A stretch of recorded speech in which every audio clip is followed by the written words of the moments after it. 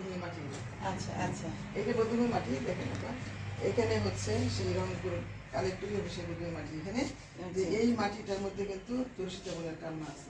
এই মাটিতে কিন্তু আপনার মা মানে বিধবা মায়ের কান্না, তারপরে স্বামীহারা কান্না, মানে কি বলবো পিতাহারা মেয়ের কান্না, এইগুলো এখানে সব কান্না আছে। এবং এখানে অনেক নির্যাতিত মানুষের কান্না আছে সেই দিনগুলোর কথা।